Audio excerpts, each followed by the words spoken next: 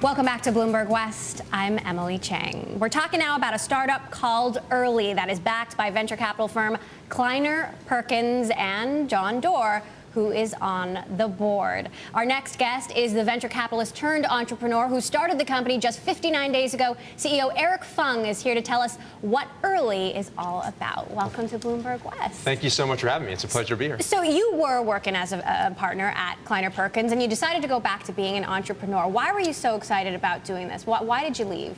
A couple of reasons. I think right now it's just an incredible time to go off and build great companies. You're seeing interesting disruptive forces with the social internet, with mobile devices, and with location-based services. We call that trend solo mo at Kleiner Perkins, and to be able to participate in that space, I think, is just an incredible opportunity. It's one of those once-in-a-lifetime opportunities. So, and at the end of the day, I'm a builder. I've written code all my life, all my career, even at Kleiner when I was helping to look at companies both in the digital space and on the green tech side. I had a laptop on the side. I was still developing apps. So to be able to do that full time, I think, is sort of the greatest intersection of personal passion and professional opportunities. Now, you say the whole idea behind Erly is the experience graph. We know about the social graph, which comes with Facebook, the interest graph at Twitter. Today I was talking to Ron Conway about the political graph. Is there room for an experience graph? And what do you mean by that? Well, we were inspired by some research that psychologists have done, and they've shown that humans actually organize information by two canonical paths, by people and by experiences. So what I mean by that is I could say, today I was with Emily, and what were we doing? We were at Bloomberg talking about Erly. Or I could say, I was at Bloomberg talking about Erly, and who was I doing that with? It was with Emily. So it's really two paths to the same piece of information.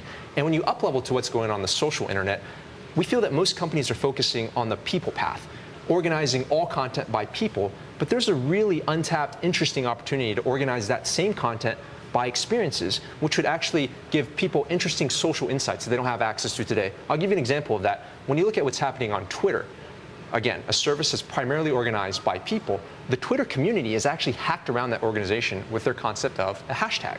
A hashtag is a way to organize Twitter content by an event, by a meme, or by an experience. And that can actually be more effective to consume the information than just doing it by people. So we want to take that concept and actually build an entire platform out of it and see what interesting social insights we can unlock by doing so. So you're going to be releasing many products, but the first product today is collections. It sounds kind of like a glorified photo album. And I love photos, but I do find that curating them and collecting them, that's a lot of work. Yeah, and if it's glorified, we'll be pretty happy. But our goal is actually to take the photo album, start with that idea, and improve it on 4 ways. We want to make them social so that you and your friends can build these albums together, as opposed to you having to do all the work yourself.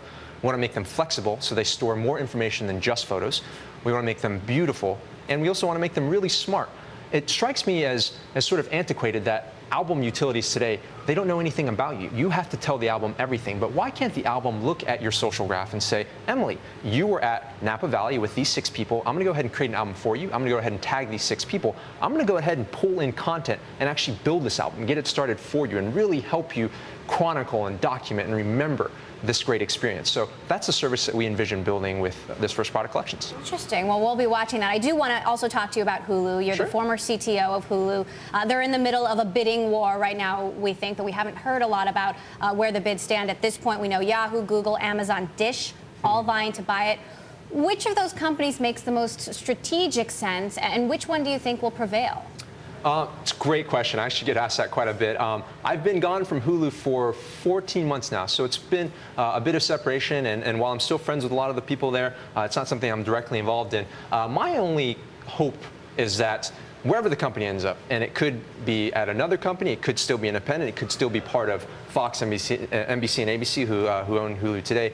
Wherever the company ends up, I just hope that team continues to get the freedom and the latitude to go off and build great products, because that is one of the most talented group of people I've ever had the pleasure to work with, and I know they're going to do great things no matter where they end up. All right, well, we will be closely following that story, and we'll be watching to see what happens with Erly. Thanks so much, Feng, Thank you for joining us here on Bloomberg West.